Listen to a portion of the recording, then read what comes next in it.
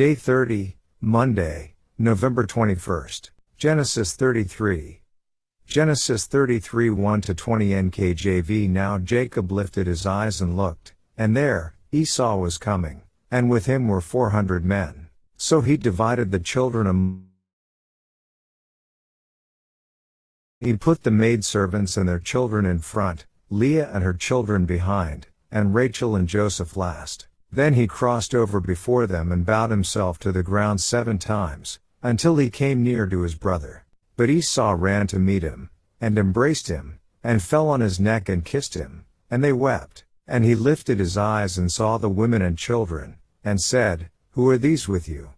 So he said, The children whom God has graciously given your servant. Then the maidservants came near, they and their children, and bowed down. And Leah also came near with her children, and they bowed down. Afterward Joseph and Rachel came near, and they bowed down. Then Esau said, What do you mean by all this company which I met? And he said, These are to find favor in the sight of my Lord. But Esau said, I have enough, my brother, keep what you have for yourself. And Jacob said, No, please, if I have now found favor in your sight, then receive my present from my hand, inasmuch as I have seen your face as though I had seen the face of God, and you were pleased with me. Please, take my blessing that is brought to you, because God has dealt graciously with me, and because I have enough. So he urged him, and he took it. Then Esau said, Let us take our journey, let us go, and I will go before you. But Jacob said to him, My Lord knows that the children are weak, and the flocks and herds which are nursing are with me. And if the men should drive them hard one day, all the flock will die. Please let my Lord go on ahead before his servant. I will lead on slowly at a pace which the livestock that go before me, and the children, are able to endure, until I come to my Lord in Seir. And Esau said, Now let me leave with you some of the people who are with me. But he said, What need is there? Let me find favor in the sight of my Lord. So Esau returned that day on his way to Seir. And Jacob journeyed to Succoth, built himself a house, and made booths for his livestock. Therefore the name of the place is called Succoth. Then Jacob came safely to the city of Shechem, which is in the land of Canaan, when he came from Paddan Aram. And he pitched his tent before the city. And he bought the parcel of land, where he had pitched his tent, from the children of Hamor, Shechem's father, for 100 pieces of money. Then he erected an altar there and called it El Elohe Israel.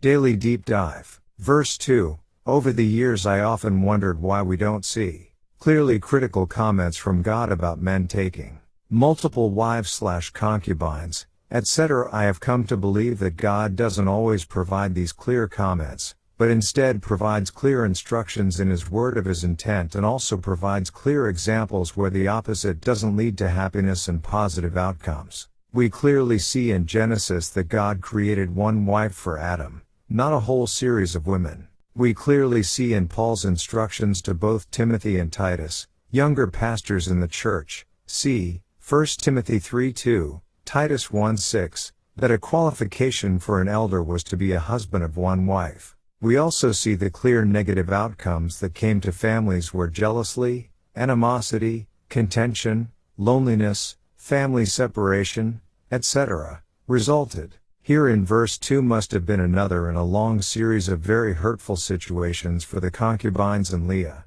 A very clear order of value and love is demonstrated. Marriage wasn't designed by God to bring shame and hurt to those involved. This to me is a clear example again, where man within their God-given free will, has chosen a path that is outside God's intent and design.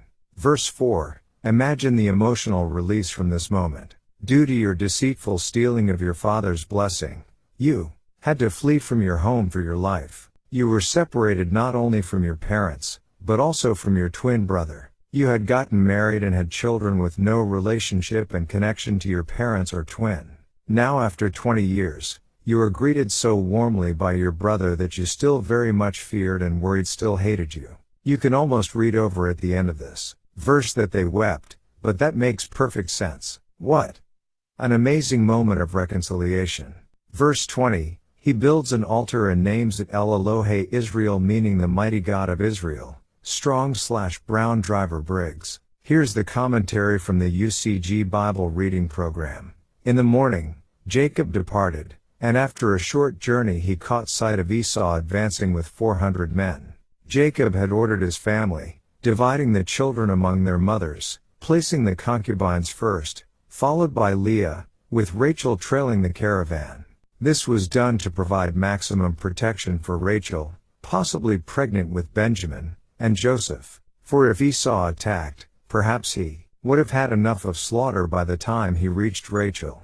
Jacob positioned himself at the head of the caravan, alternately walking and prostrating himself as he approached Esau, thereby showing the highest regard and deepest humility. The meeting with Esau, however, was anything but hostile. Esau was genuinely glad to see Jacob. 20 years had significantly moderated his feelings and, given the size of the fighting force accompanying him, it appears that Esau had achieved a good deal of personal success, enough, at least, for him to feel sufficiently blessed. Jacob presented gifts and introduced his family, but wisely begged off accompanying Esau back to Seir, perhaps anticipating that Esau's mercurial nature would once again change and he would revert to his former embitterment over the evil Jacob had done to him.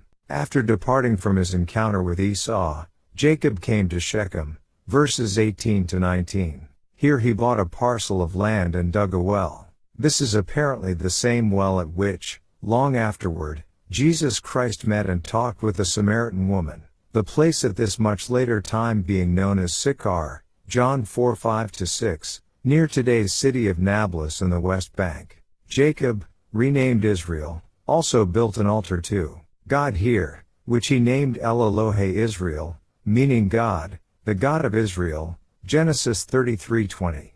Jacob's conversion process is well underway at this point. No longer does he look upon God as simply the God of his fathers. Rather, he sees God as his God, seeming to indicate that he has developed a personal relationship with him.